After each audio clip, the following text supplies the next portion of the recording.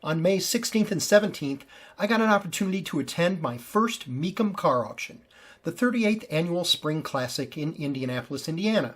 In this video, I'm going to show you a selection of some of the amazing Corvettes that crossed the block, including the only Corvette built in the last 50 years that I consider an investment-grade Corvette that will continue to go up in value.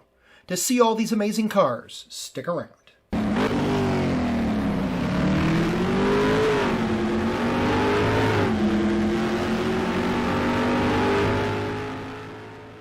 The Mecum Spring Classic took place May 9th to the 17th, 2025 at the Indianapolis, Indiana State Fairgrounds, just north of downtown Indianapolis. Nearly 3,000 cars crossed the block over the 9 days of the auction, of which 262 were Corvettes. So let me dive right in and show you a selection of what was offered. How about a 66 Corvette Convertible in Mossport Green, the black interior. This is an NCRS Blue Ribbon Award-winning car. It says it has 83,000 miles on it. 327 cubic inch V8.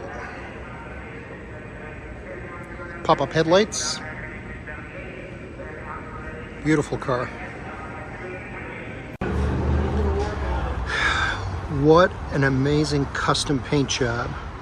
This is a 1970 Corvette custom wagon. Yes, that's correct. You heard me correct. Look at that. They have made it into a wagon. It's got a 427 tri-power with a 4-speed. It's got 27,000 miles on it. It got bid to 20,000, but didn't sell. Check out the interior. There's your 4-speed. Show you what the wagon area in the back looks like. Look at that. That's crazy. What a wild, wild automobile.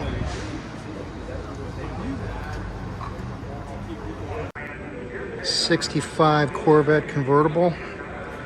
Now the note on it says that it's dressed up like a 327, 350 horse, but in reality, it is a 383 cubic inch stroker V8.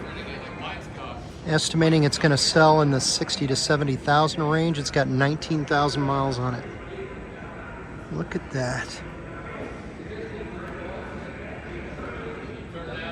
That'd be fun for a Saturday cruise. I have made the argument for years that the only Corvette built probably in the last 50 years that's really worth anything as an investment is this car right here. This is a 2019 ZR1 Convertible with a manual transmission. There can't be more than maybe 100 of these in existence. They built about 2,500 ZR1, then they built 512 convertibles, and then the number of manuals, like I said, is probably 100. My guess is this car is going to fetch $250.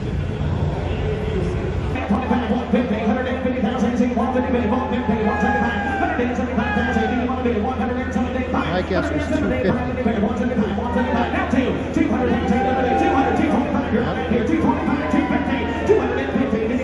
Oh my. 275, 300, 300, anyone reserve is off. 300, 325 wow. 300 here, do you want 325? 300 pounds and 325, anyone give a 325? 300 here, 325. 300 pounds and we'll be into it, Norm, get 325. 300 pounds and over here, 325, anyone give a 325 pounds and 300 here, anyone give a 325, anyone not 300 here, 325, 325, 325, 325 pounds and anybody else, 300 here, anyone give 325, anybody want it? 300 here, anyone give 325,000. Sold $300,000, sold $300,000, Johnny Hunter. Now, to put that in perspective, there was this 2019 white ZR1 coupe with an automatic, and it had about 2,400 miles on it. It sold for $150,000. Then there was this 2019 ZR1 coupe in Sebring orange with an automatic and 645 miles on it, and it sold for $175,000. That shows what a huge premium the manual convertible can fetch. Here is the car that started it all. 1953 Corvette convertible. They were all white with red interiors, all powered by the Blue Flame 6 six-cylinder engine. These were all hand-built in Flint, Michigan. There were 300 of them, if I remember correctly. And this one sold today here at the Mecum auction. Doesn't say which number this one is, but that is an original 53 Corvette. This 1960 Corvette Restomod is going to cross the block tomorrow. I'm very interested to see how it does. It is powered by an LS3 Corvette motor, and it is spectacular. It's just beautiful color. Love the Corvette logos on the seats. I mean, just look at that. 1960 custom convertible. Says the restoration was just completed this year. It has 165 break-in miles. Absolutely amazing. I mean, just look at these Corvettes. Corvettes, Corvettes, and more Corvettes. Fuel injected. That one's sold. And there's a C1. I wonder if that's a 54. Yep, 54. Bid to 70,000. Did not reach reserve, of course. 53 and 54 with the Blue Flame 6. Look at these. What we got over here? 427, 67 427. That one's sold with no reserve. What I got here? This one is a 57. That one's sold. C3, 71, 454 power plant, very nice. This one is 69, the 427. And we got another one over here, 67 with a 427.